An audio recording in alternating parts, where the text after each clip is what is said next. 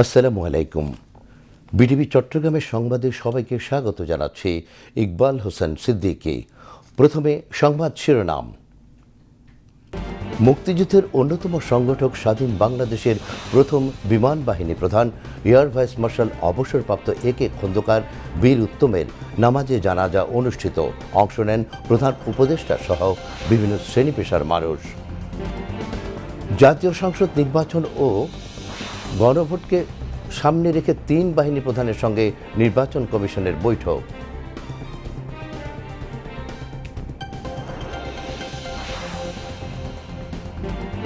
ঢাকা সেনানিবাসের কেন্দ্রীয় মসজিদে ৬ বাংলাদেশি শান্তিরক্ষী সেনা সদস্যের জানাজা, নিজ নিজ গ্রামে শায়িত হলেন চিরনিদ্রায়।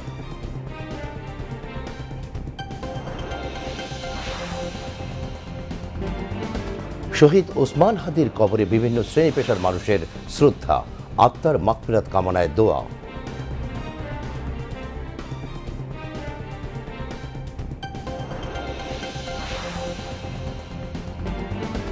জুলাই গণ অভ্যুত্থানে রামপুরায় ২৮ জনকে হত্যা মামলায় ২ সেনা কর্মকর্তা সহ ৪ জনের বিরুদ্ধে অভিযোগ গঠনের উপর আদেশ ২৪শে ডিসেম্বর।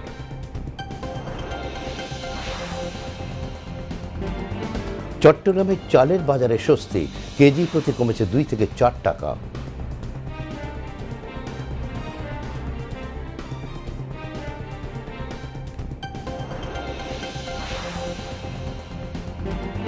গাজা উপত্যকা পুনর্নির্মাণ প্রকল্পের খসড়া তৈরি ট্রাম্প প্রশাসনের, বাস্তবায়নে ব্যয় হবে $১১২ মিলিয়ন।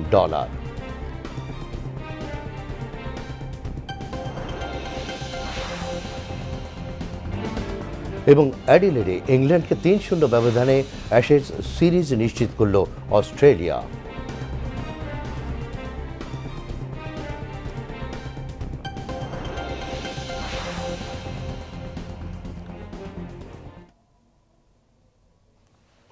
এতক্ষণ সংবাদ শিরোনাম শুনলেন, এবার বিস্তারিত। মহান মুক্তিযুদ্ধের অন্যতম সংগঠক বীরোত্তম খেতাবপ্রাপ্ত বীর মুক্তিযোদ্ধা একে খন্দকারের নামাজে জানাজায় অংশ নিয়েছেন প্রধান উপদেষ্টা প্রফেসর মোহাম্মদ ইউনূস। আজ বিমান বাহিনী ঘাঁটি বাসারে অনুষ্ঠিত জানাজার পর মরহুম একে খন্দকারের কফিনে পুষ্পস্তবক অর্পণ করে শ্রদ্ধা নিবেদন করেন প্রধান উপদেষ্টা। খোরশেদ আলমের রিপোর্ট। মহান মুক্তিযুদ্ধের অন্যতম সংগঠক বীরোত্তম খেতাবপ্রাপ্ত বীর মুক্তিযোদ্ধা, মুক্তি বাহিনীর ডেপুটি চিফ অফ স্টাফ, বাংলাদেশের প্রথম বিমান বাহিনী প্রধান এবং সাবেক মন্ত্রী এয়ার ভাইস মার্শাল অবসরপ্রাপ্ত আব্দুল করিম খন্দকারের নামাজে জানাজায় অংশ নিয়েছেন প্রধান উপদেষ্টা প্রফেসর মোহাম্মদ ইউনূস। রোববার বিমান বাহিনী ঘাঁটি বাসারে জানাজার আগে রাষ্ট্রীয় মর্যাদায় বীর মুক্তিযোদ্ধা একে খন্দকারের ফিউনারেল অনুষ্ঠিত হয়। অনুষ্ঠানে মরহুম একে খন্দকারের জীবন বৃত্তান্ত তুলে ধরেন বাংলাদেশ বিমান বাহিনীর বিমান সচিব air vice marshal Abdullah Al Mamun.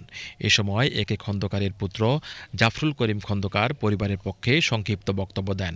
পরে বিমান বাহিনী ঘাঁটি বাসারের কেন্দ্রীয় মসজিদের ইমাম জানাজার নামাজ পরিচালনা করেন। জানাজায় উপদেষ্টা পরিষদের সদস্যবর্গ, সেনা, নৌ ও বিমান বাহিনী প্রধানসহ উচ্চপদস্থ সামরিক ও বেসামরিক কর্মকর্তারা অংশ নেন। আসসালামু আলাইকুম ওয়া রাহমাতুল্লাহ। আসসালামু আলাইকুম ওয়া রাহমাতুল্লাহ। জানাজা শেষে রাষ্ট্রপতির পক্ষে তার সামরিক সচিব মরহুম একে খন্দকারের কফিনে পুষ্পস্তবক অর্পণ করে শ্রদ্ধা জানান। এরপর প্রধান উপদেষ্টা প্রফেসর মোহাম্মদ ইউনূস কফিনে পুষ্পস্তবক অর্পণ করে শেষ শ্রদ্ধা নিবেদন করেন। পরে মুক্তিযুদ্ধ বিষয়ক উপদেষ্টা ফারুকী আজম, বীর প্রতীক, সেনাবাহিনী প্রধান জেনারেল ওয়াকারুজ্জামান, নৌবাহিনী প্রধান অ্যাডমিরাল এম নাজমুল হাসান, বিমান বাহিনী প্রধান air chief marshal Hasan Mahmud Khan একে পুষ্পস্তবক অর্পণ করে মরহুমের প্রতি শ্রদ্ধা নিবেদন করেন। পরে বিমান বাহিনীর একটি ফ্লাই পাস্টের মাধ্যমে মরহুম একে খন্দকারের প্রতি সম্মান প্রদর্শন করা হয়। Khorshed Alam, BTV news. ত্রয়োদশ জাতীয় সংসদ নির্বাচন ও গণভোটকে সামনে রেখে দেশের আইনশৃঙ্খলা পরিস্থিতির সার্বিক অবস্থা পর্যালোচনায় তিন বাহিনীর প্রধানের সঙ্গে বৈঠক করেছেন প্রধান নির্বাচন কমিশনার এএমএম নাসির উদ্দিন। আজ বেলা 12টায় নির্বাচন ভবনে আসেন সেনাবাহিনী প্রধান জেনারেল ওয়াকরুজ্জামান, নৌবাহিনী প্রধান অ্যাডমিরাল মোহাম্মদ নাজমুল হাসান ও বিমান বাহিনী প্রধান air chief marshal Hasan Mahmud Khan. পরে সিইসির সঙ্গে বৈঠক করেন তারা। এরপর দুপুর 2:30টায় নির্বাচন ভবনে আইন শৃঙ্খলা সংক্রান্ত উচ্চ পর্যায়ের বৈঠক অনুষ্ঠিত হয়। প্রধান নির্বাচন কমিশনার এএমএম নাসির উদ্দিনের সভাপতিত্বে বৈঠকে 4 নির্বাচন কমিশনার ও কমিশনের সচিব উপস্থিত ছিলেন। পরে সাংবাদিকদের ব্রিফিংয়ে নির্বাচন কমিশনার আবুল ফজল মোহাম্মদ সানাউল্লাহ জানান, নির্বাচনের পরিবেশ বিঘ্নিত করে এমন কোনো কর্মকাণ্ড সহ্য করা হবে না। অবৈধ অস্ত্র উদ্ধার ও সন্ত্রাসীদের গ্রেপ্তার করতে যৌথ বাহিনীর অভিযান পরিচালনা করা হবে।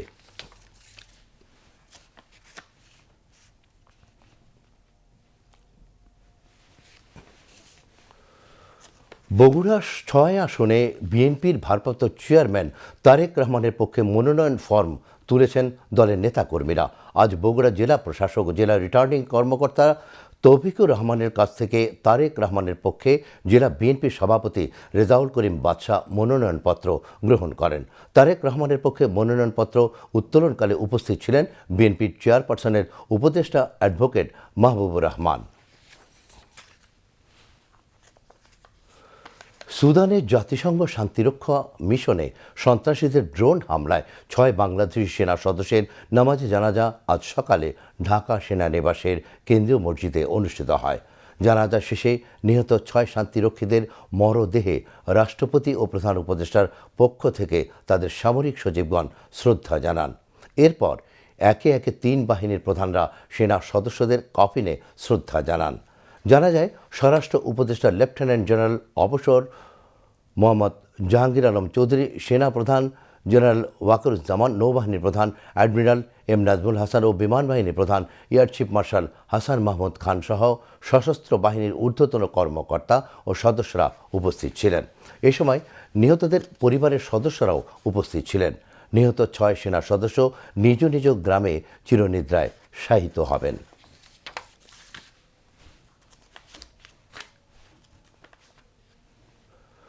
জাতীয় কবি কাজী নজরুল ইসলামের সমাধির পাশে চিরনিদ্রায় শায়িত শহীদ ওসমান হাদির কবরে ভিড় করছেন বিভিন্ন শ্রেণী পেশার মানুষ। শহীদ হাদির প্রতি শ্রদ্ধা জানানোর পাশাপাশি তারা দোয়া করছেন তার আত্মার মাগফিরাতের জন্য। সকালে ঢাকা বিশ্ববিদ্যালয়ের কেন্দ্রীয় মসজিদের পাশে শহীদ শরীফ ওসমান হাদির কবর জিয়ারত করেন জামায়াতে ইসলামীর আমির ডক্টর শফিকুর রহমান। কবর জিয়ারত শেষে সাংবাদিকদের সঙ্গে আলাপকালে তিনি বলেন, ওসমান হাদির খুনিরা যদি পার পেয়ে যায় তাহলে দেশে কারো জীবনই নিরাপদ থাকবে না। তিনি দ্রুত শহীদ শরীফ ওসমান হাদির হত্যাকারীদের গ্রেপ্তার করে আইনের আওতায় আনার দাবি জানান। হাদির দুশ্মনেরা কার্যত বাংলাদেশেরই দুশ্মন, কারণ হাদিরা বাংলাদেশের পক্ষে কথা বলতো, বাংলাদেশের স্বাধীনতা এবং সার্বভৌমত্বের পক্ষে ছিল। হাদিরা আপন সংস্কৃতির কথা বলতো, হাদিদের উচ্চারণ ছিল অপসংস্কৃতির বিরুদ্ধে। হাদিরা কোটি তরুণের প্রাণে গ্রহের আগুন জ্বালিয়ে দিয়েছিল। এই দেশ, এই জাতি আমাদের দেশ এবং জাতির পাহারাদারি আমাদেরকেই করতে হবে। কোনো কালো চিলকে আমাদের ভাগ্যে আর চুমারার কোনো সুযোগ আমরা দেব না। এ সময় সেখানে উপস্থিত ছিলেন জামায়াতের সেক্রেটারি জেনারেল অধ্যাপক মিয়া গোলাম পারোয়ার সহ জামায়াত ইসলামী ও ছাত্র শিবিরের কেন্দ্রীয় ও মহানগর নেতৃবৃন্দ। আওয়ামী লীগের 1.5 দশকের ফ্যাসিবাদী শাসন আমলে টিএফআইসির গুণ নির্যাতনের ঘটনায় মানবতা বিরোধী অপরাধের মামলায় শেখ হাসিনা ও সাবেক বর্তমান সেনা কর্মকর্তা সহ 17 জনের বিরুদ্ধে আনুষ্ঠানিক অভিযোগ গঠনের উপর আদেশের দিন পিছিয়ে মঙ্গলবার ধার্য করেছেন ট্রাইব্যুনাল 1। বিচারপতি গোলাম মুর্তজা মজুমদারের নেতৃত্বাধীন 3 সদস্যের বিচারিক প্যানেল আজ এই আদেশ দেন। এই মামলায় অভিযুক্তরা হলেন শেখ হাসিনা, তার তৎকালীন সামরিক উপদেষ্টা তারিক আহমেদ সিদ্দিক, সাবেক স্বরাষ্ট্রমন্ত্রী আসাদুজ্জামান খান কামাল এবং সাবেক ও বর্তমান 14 সেনা কর্মকর্তা। গুমের এই মামলায় আজ এবং আগামীকাল সেনা কর্মকর্তাদের আইনজীবীদের আবেদনের প্রেক্ষিতে আরও 2 দিন শুনানি করবেন ট্রাইব্যুনাল। এর আগে গুমের ঘটনায় করা মানবতা বিরোধী অপরাধের এই মামলায় অভিযুক্ত 10 সেনা কর্মকর্তাকে সকালে কঠোর নিরাপত্তার মধ্য দিয়ে আন্তর্জাতিক অপরাধ ট্রাইব্যুনালে হাজির করা হয়।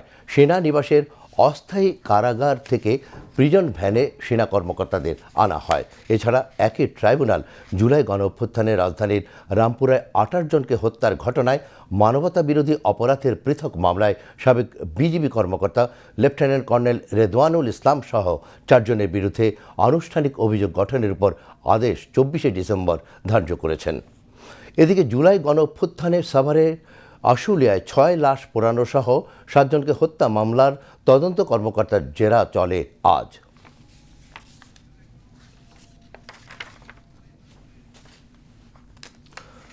গত 4 সপ্তাহ ধরে রাজধানীর এভারকেয়ার হাসপাতালে চিকিৎসাধীন বিএনপির চেয়ারপারসন বেগম খালেদা জিয়ার শারীরিক অবস্থা অপরিবর্তিত রয়েছে। গত শুক্রবার বেগম জিয়ার চিকিৎসা সংক্রান্ত সংবাদ ব্রিফিংয়ে স্বাস্থ্যের উন্নতির কথা জানিয়েছেন তার চিকিৎসায় গঠিত মেডিকেল বোর্ডের সদস্য ও বিএনপির স্থায়ী কমিটির সদস্য AZM জাহিদ হোসেন। তিনি জানান 3 বারের সাবেক প্রধানমন্ত্রী আপসীর নেত্রী বেগম খালেদা জিয়া আগের চেয়ে বেশি স্থিতিশীল রয়েছে। সেই অবস্থা থেকে এখনও অপরিবর্তিত অবস্থায় রয়েছেন। ডক্টর AZM জাহিদ হোসেন জানান দেশি বিদেশি চিকিৎসকেরা যে চিকিৎসা বিএনপি চেয়ারপারসনকে দিচ্ছেন সেটি তিনি গ্রহণ করতে পারছেন।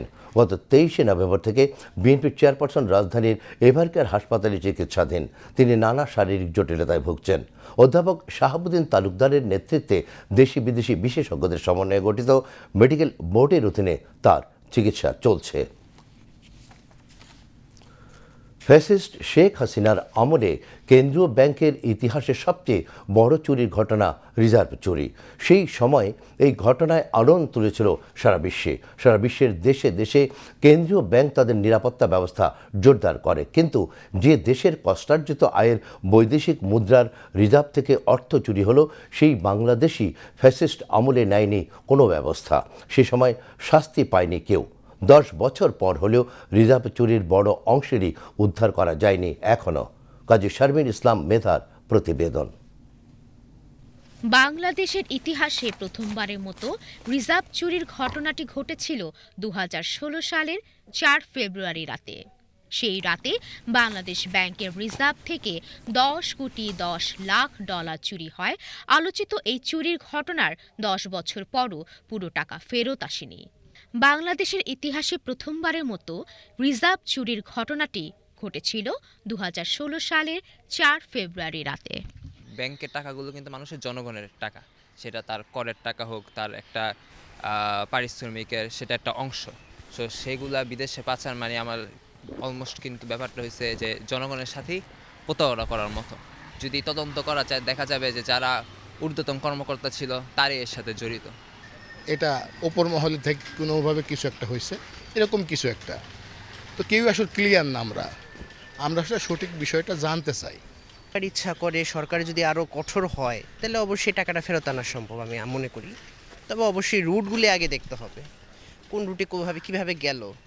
রিজার্ভ চুরির এই ঘটনা সারা বিশ্বে তোলপাড় সৃষ্টি হলেও ফ্যাসিস্ট হাসিনার আমলে তদন্ত প্রতিবেদন প্রকাশ করা হয়নি। দুর্ভাগ্যজনক ব্যাপার হচ্ছে কি, ওই রিপোর্টটা তখন একটা তৎকালীন সরকার একটা রিপোর্ট করেছিল ফরহাদউদ্দিনের নেতৃত্বে। তার যে আউটপুটগুলো এসেছিল, যাকে যাকে কনভিক্টেড করা হয়েছিল, তারাও কিন্তু এখন প্রমোশন পেয়ে যাচ্ছে। মানে সেই বিষয়গুলোকে ফলো আপ করে তাদের ব্যাপারে ব্যবস্থা নিয়ে মানে একটা শাস্তির ব্যবস্থা থাকলে কিন্তু অন্যরা এগুলোর ব্যাপারে কখনোই সাহসী হবে না। তৎকালীন বাংলাদেশ ব্যাংকের অদক্ষতা ও অবহেলায় অর্থ চুরি হওয়া মূল কারণ। তাছাড়া সেই ফ্যাসিস্ট আমলে অর্থ চুরি তথ্য 24 দিন গোপন রাখেন তৎকালীন গভর্নর আতিউর রহমান। সারা পৃথিবীতে এগুলো হ্যাকাররা এগুলো হ্যাকিংয়ের মধ্যে থাকেই, কিন্তু তাদের যে জায়গাটার স্ট্রেংথ সেটা হচ্ছে তাদের সুইফট কোডের যেই এটার প্রোটেকশন, এবং এটার পাশাপাশি এটার সাথে যে ভেতরের কারো হেল্প ছাড়া, ধরেন এখানে কিন্তু একজন আইডি বা কিছু ইউজ করা হয়, সেটা ইউজের যে অ্যাক্সেস দেওয়াটা, এইখানে কিন্তু বাংলাদেশের এই দুর্বলতার কারণে এই অ্যাক্সেসটা পেয়ে গিয়েছিল। তো সেই কারণে তারা, আপনি খেয়াল করে জানেন, আপনি জেনে থাকবেন যে প্রায় 35টার বেশি সিগন্যাল পাঠিয়েছিল মানে ইউএস ফেডারেল ব্যাংকে। তো সেইখানটার থেকে মাত্র 5টা সাকসেসফুল হয়েছে। তো 5টা সাকসেসফুল হয়েই এই পরিমাণ টাকাটা, যেটা নিয়ে আমরা কথা বলছি, $101 মিলিয়ন। ফিলিপাইন্সে $81 মিলিয়ন আর $20 গিয়েছিল আপনার শ্রীলঙ্কা। এখন শ্রীলঙ্কারটা যেটা হয়েছে ওইখানে একটা মানে ভুল ছিল, একটা বানানের ভুলের কারণে ওটা তারা ফেরত দিতে সম্মত হয়েছে, ফেরত দিয়েছে। আর বাকি যেটা এখন আদালতের মানে নির্দেশ এসছে যে এটা যেহেতু এভাবে গিয়েছে এই টাকাটা যাতে আমাদের দেশে ফেরত আসে, এই ব্যাপারটা চলমান আছে। কিন্তু মেইন ফ্যাক্টটা যারা এই কাজগুলো ঘটেছিল তখন ভেতরে যারা ধরেন আভ্যন্তরীণ, যেটাকে আমরা ইন্টারনাল কন্ট্রোল সিস্টেম বলি, যে একটা ব্যাংকের সামগ্রিক কন্ট্রোলের মধ্যে অনেকগুলো জায়গা আছে, একটা রিভিউ পয়েন্ট থাকে, একটা চেক পয়েন্ট আছে, প্রত্যেকটা পয়েন্টের মধ্যে অনেক লোকজনের সংশ্লিষ্টতা খুঁজে পাওয়া গিয়েছে। প্রায় 10 বছর পর আজও টাকার একটি বড় অংশ উদ্ধার হয়নি। তবে সর্বশেষ বাজেয়াপ্ত নির্দেশ ও আদালতের পর্যবেক্ষণ আশা জাগাচ্ছে যে চুরি যাওয়ার রিজার্ভ শীঘ্রই দেশে ফেরত আসতে পারে। এইগুলা সরকারকেই বা আমাদের যে ইন্টেলিজেন্স এজেন্সি বা ফিনান্সিয়াল যে ইন্টেলিজেন্স এজেন্সি আছে বাংলাদেশ ব্যাংকের, তারা যদি এ ব্যাপারে সক্রিয় হন, আমার মনে হয় এটা উদ্ধার করা সম্ভব হবে টাকাগুলা, এবং সাথে সাথে কারা এই কাজটা করেছে সেটাও জনসমক্ষে প্রকাশ করা সম্ভবপর হয়ে উঠবে। চুরি যাওয়ার রিজার্ভ ফেরত আসা বাংলাদেশের জন্য শুধু অর্থনৈতিক স্বস্তি নয়, প্রতীকী বিজয় বয়ে আনবে। চুরি হওয়া অর্থ ফেরত আনতে পারলে তা সরকারের জন্য বড় কূটনৈতিক ও রাজনৈতিক সাফল্য হিসেবে বিবেচিত হবে। এতে জনগণের আস্থা বাড়বে এবং আন্তর্জাতিক পরিসরেও বাংলাদেশ ইতিবাচক আলোচনায় আসবে। বিশেষজ্ঞরা মনে করেন অর্থ ফেরত আসার পরও মূল কাজ হবে ব্যাংকিং খাতে সাইবার নিরাপত্তা ও অভ্যন্তরীণ শৃঙ্খলা জোরদার করা। না হলে ভবিষ্যতে এমন ঘটনার ঝুঁকি থেকে যাবে। আমাদের সাইবার সিকিউরিটিকে আরও স্ট্রেনথেনিং করতে হবে, কারণ সারা পৃথিবী যেখানে এআই যুগে চলে গেছে, সারা পৃথিবী এখন খুবই অত্যাধুনিক মানে বিজ্ঞানের যে নতুন নতুন জায়গাগুলোতে ব্যবহার করে কাজের গতিশীলতাকে কিভাবে বাড়ানো যায়, কিভাবে অল্প সময় অধিক কাজ করা যায়, সারা দেশ যেখানে চলে গিয়েছে সেখানে যদি আপনি বসে বসে এখনও সেই আগের সিস্টেমের মতো কাজ করেন, তাহলে কিন্তু এই মানে আমরা যে নতুন জেনারেশন বা নতুন যে মানে যুগের স্বপ্ন নিয়ে আমরা নতুন বাংলাদেশ বলছি, সেটা কিন্তু অনেক লক্ষ্যই অর্জিত হবে না। কাজী শারমিন ইসলাম মেধা, বিটিভি নিউজ, ঢাকা। নতুন চাল বাজারে আসার পাশাপাশি আমদানি করায় চট্টগ্রামে কমতে শুরু করেছে চালের দাম। ইতিমধ্যে কেজি প্রতি চালের দাম 2 থেকে 4 টাকা কমেছে। পর্যাপ্ত সরবরাহ থাকায় চালের বাজার স্থিতিশীল থাকবে বলে আশা করছেন ব্যবসায়ীরা। বিস্তারিত সুরেশ কুমার দাসের প্রতিবেদনে। চালের বাজারে দাম বাড়ার হাহুতাশ উবে গেছে। সরকারের নানা পরিকল্পনা ও পরিচালনা কৌশলে 55 টাকা কেজি দরে সাধারণ আতপ ও সিদ্ধ চাল বিক্রি হচ্ছে। আমদানি চালের প্রভাব পড়েছে বাজারে, যে কারণে চালের দাম বাড়ানোর সুযোগ পাচ্ছে না বিক্রেতা ও মোকাম মালিকরা। এখন নন বাসমতি চাউলটাই সাধারণত ইম্পোর্ট হচ্ছে ইন্ডিয়া থেকে। অন্যান্য দেশ থেকে যেগুলো ইম্পোর্ট হচ্ছে এগুলি সরকারি পর্যায়ে হচ্ছে, বেসরকারি পর্যায়ে আসতেছে বিশেষ করে শুধুমাত্র ভারত থেকে। ওখান থেকে এসছে স্বর্ণা, মিনিকেট, একটা নুরজাহান নামে পায়জামা বলে, স্বর্ণ বলে, ওটাই আমদানি হচ্ছে। বাজার স্থিতিশীল রাখার জন্য শুধুমাত্র আমদানির উপর নির্ভর করলে চলবে না, নিয়মিত আমাদের দেশীয় উৎপাদনকারী মোকামগুলোতে সরকারের একটা তদারকি থাকার দরকার। গত কয়েক মাসে সব ধরনের চালের দাম কমে গেছে পাইকারি ও খুচরো বাজারে। যে যার আর্থিক সামর্থ্য অনুযায়ী চাল কিনতে পারছেন। সর্বোচ্চ ভিতরে জিরা চাউল আছে আপনার 76 টাকা, 77 টাকা। আর সর্বনিচু ভিতরে আছে যে আরেকটা গুদাম আছে, এটা কম, এটা আমাদের নেই। নুরজাহান পায়জামটা আছে, নুরজাহান পায়জামটা আমরা 54 টাকা কোলা বেচতেছি, কিন্তু বা কিনা পড়তেছে আপনার 2550 হলে 52-51 টাকা, তো আমরা 55 টাকা এটা কোলা বেচতেছি। আর আদৌয়ের ভিতরে সবচেয়ে কম আছে বেতি চাউলটা আমরা কোলা বেচতেছি আপনার 54 টাকা থেকে 55 টাকা। এখানে বেশি আপনার মোটা চাউলটাই চলে, গুটি, স্বর্ণা পাস, পাইজাম, নুরজান, এই টাইপের চাউলগুলো বেশি চলে। গুটিগুলো ধরেন আপনার 2350-60 থেকে 2400 টাকা, কোয়ালিটি বুঝে দাম। দেশি চালের উৎপাদন ও আমদানি চালের সাথে যোগ হয়েছে আমদানির আশা অনুরূপ ফলন, যে কারণে বাজারে ক্রেতা বিক্রেতা সকলে স্বস্তিতে আছেন। বর্তমান আমনের অবস্থা আমাদের সারা বাংলাদেশে এটা খুব ভালো ফলন হয়েছে। পাশাপাশি আবার সরকার কি করছে, এখানে এলসি করে লাগছে যেন দাম যেন না বাড়ে। এই যে টিসিবির মাধ্যমেও চাউল দিতেছে, তারপরে ফ্রি সেলের মাধ্যমে চাউল দিতেছে, বিভিন্ন খাতে চাউল দিতেছে। বাজারটা শুধু চাউলের বাজারটা নিয়ন্ত্রণ রাখার জন্য।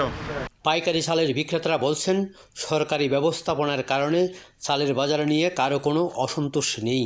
বাজারে সরবরাহ ও দাম ঠিক রাখার জন্য দেশের উৎপাদিত চালের সাথে আমদানি অব্যাহত রাখা হয়েছে। সুরেশ কুমার দাস, বাংলাদেশ টেলিভিশন, চট্টগ্রাম। এবার আন্তর্জাতিক সংবাদ।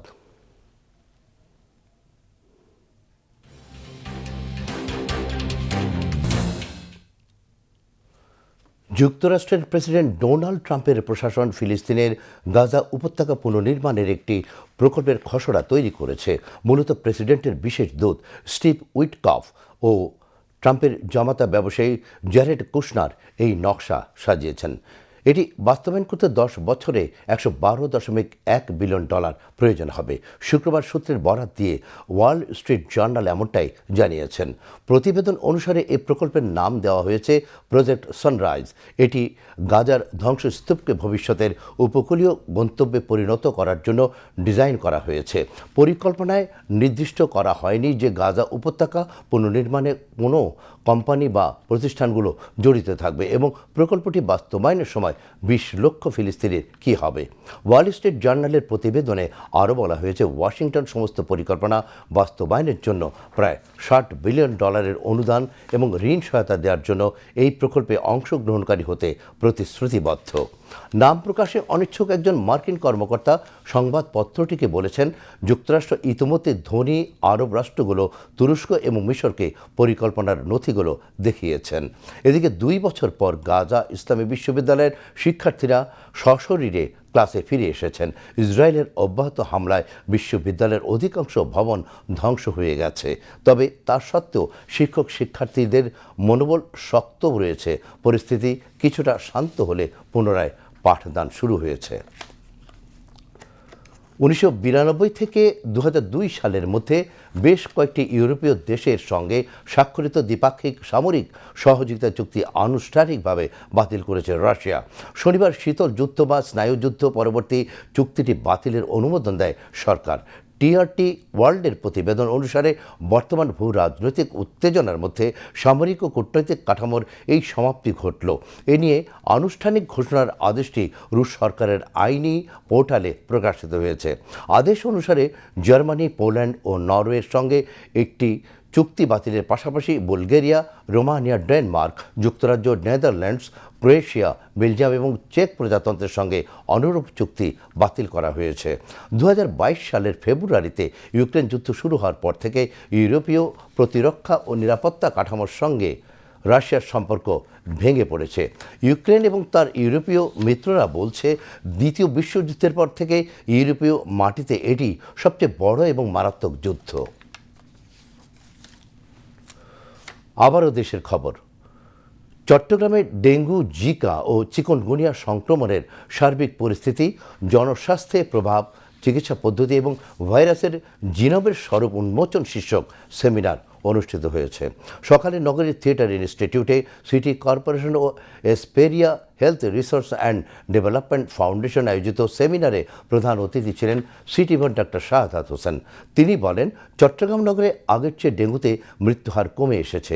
জনগণের মাঝে সচেতনতা বাড়াতে হবে। সকলের প্রচেষ্টায় নিরাপদ শহর গড়ে তুলতে চায় city corporation. Esperia health research and development ফাউন্ডেশনের চেয়ারম্যান গোলাম রাখি মাসুদের সভাপতিত্বে অন্যান্যের মধ্যে চট্টগ্রাম জেনারেল হাসপাতালের মেডিসিন বিভাগের চিকিৎসক ডক্টর এইচ.এম. হামিদুল্লাহ মেহেদি সহ গবেষণায় নেতৃত্ব দানকারী চিকিৎসকগণ বক্তব্য রাখেন। চট্টগ্রামে শব্দচারী আবৃত্তি অঙ্গনের 3য় বর্ষপূর্তি অনুষ্ঠিত হয়েছে। গতরাতে নগরীর থিয়েটার ইনস্টিটিউটে অনুষ্ঠানের প্রধান অতিথি ছিলেন প্রিমিয়ার বিশ্ববিদ্যালয়ের সমাজবিজ্ঞান অনুষদের ডিন অধ্যাপক ডক্টর মহিতুল আলম। সংগঠনের উপদেষ্টা কবি মাইনুদ্দিন জাহেদের সভাপতিত্বে ও সভাপতি রাশেদ মোহাম্মদের সঞ্চালনায় অন্যান্যের মধ্যে চট্টগ্রাম মাধ্যমিক ও উচ্চ মাধ্যমিক শিক্ষা অধিদপ্তরের উপপরিচালক মোহাম্মদ আব্দুল সালাম, দৃষ্টি চট্টগ্রামের সিনিয়র সহসভাপতি মনকুসুম বড়ুয়া, নূপুর সহ সংশ্লিষ্টরা বক্তব্য রাখেন। অনুষ্ঠানে সংগঠনের সদস্যরা আবৃত্তি পরিবেশন করেন। শেয়ার বাজারের খবর।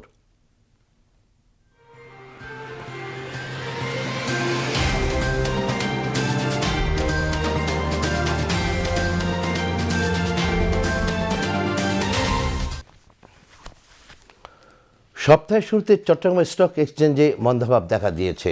আজ শেয়ার লেনদেন বেশি হলেও মূল্যসূচক কমে গেছে। দিন শেষে সার্বিক সূচক দাঁড়িয়েছে 13,561.14, যা পূর্ববর্তী দিনের চেয়ে শতকরা 0.46% কম। এছাড়া সিএসি 30-এর মূল্যসূচক দাঁড়ায় 12,028.35, যা পূর্ববর্তী দিনের চেয়ে শতকরা 0.51% কম। আজ 153টি কোম্পানির 1,04,001 শেয়ার লেনদেন হয়, যার মূল্য 12,46,89,000 টাকারও বেশি। এর মধ্যে 45টি কোম্পানির শেয়ার দাম বেড়েছে, 94টির কমেছে এবং 14টির দাম অপরিবর্তিত রয়েছে। এবার আবহাওয়ার খবর।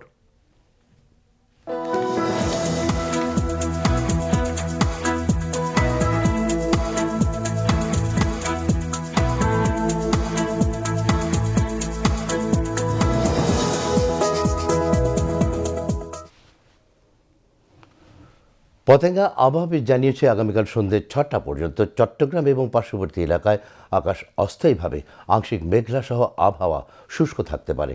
সেই সাথে মধ্যরাত থেকে সকাল পর্যন্ত নদী অববাহিকা ও তৎসংলগ্ন এলাকার কোথাও কোথাও হালকা কুয়াশা বিরাজ করতে পারে। রাত ও দিনের তাপমাত্রা সামান্য হ্রাস পেতে পারে। পরবর্তী 24 ঘন্টায় আবহাওয়ার সামান্য পরিবর্তনের সম্ভাবনা রয়েছে। নগরীতে আজ সর্বোচ্চ তাপমাত্রা ছিল 29.2 ডিগ্রি সেলসিয়াস, যা স্বাভাবিকের চেয়ে 2.2 ডিগ্রি বেশি, এবং সর্বনিম্ন তাপমাত্রা ছিল 16.5 ডিগ্রি সেলসিয়াস, যা স্বাভাবিকের চেয়ে 0.9 ডিগ্রি বেশি। আগামীকাল চট্টগ্রামে সূর্যোদয় 6:29 এবং সূর্যাস্ত 5:14। এবার জানিয়ে দিচ্ছে কর্ণফুলী নদীতে আগামীকালের জোয়ার ভাটার সময়সূচি। ভাটা শুরু হবে রাত 1:51, জোয়ার সকাল 8:37। পরবর্তী ভাটা শুরু হবে দুপুর 2:13 এবং জোয়ার রাত 8:32।